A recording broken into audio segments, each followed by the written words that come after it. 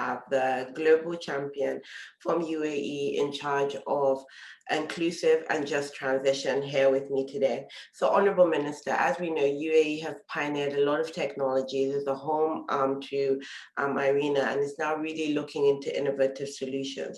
As a global theme champion focused on what are the key levers that you'd want us to discuss at the high-level dialogue?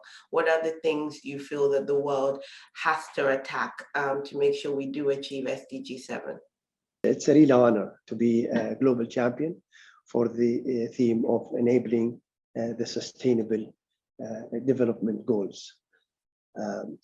through inclusive, just energy transition. SDG 7 enables the improvement of other indicators as well.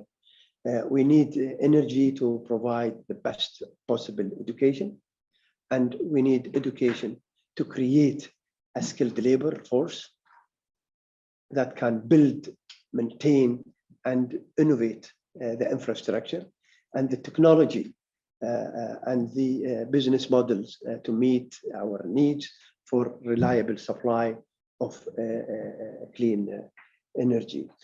We realize that the energy transition has implications on economies, structures, investment, jobs, and the required skills. It's crucial to keep these issues at the forefront and work towards a just and equitable energy transition. Everyone should play a part in the transition to clean energy. The solutions we develop must be inclusive and engage women, youth, and other vulnerable groups to help provide affordable energy for all. Thank you so much, Honorable Minister. I think you touched on some very, very vital points. It's not just about giving people energy, it's the energy they need for education, health, water, and that is sometimes missed out when we talk about just energy access. What role do you think the private sector can play in achieving Sustainable Development Goal 7, clean and affordable energy? And what other non-state actors do you think we should include globally in this challenge?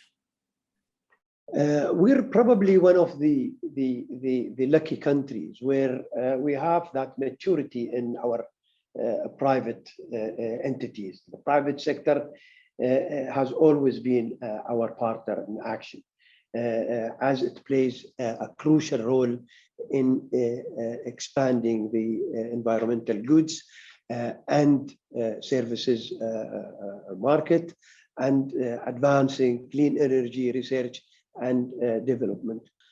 The private sector in the United Arab Emirates has also the potential to make a significant contribution towards our ultimate goals of reaching carbon neutrality. Only last week, I made a couple of visits to a big organization here on the private sector, and I have seen them ahead of so many even initiatives that we made. A prime example that fill us with hope. Companies like Etihad Airways pledged to achieve net zero emission by 2050, and that is probably the first airline within the GCC that commit to achieve net zero emission by this year.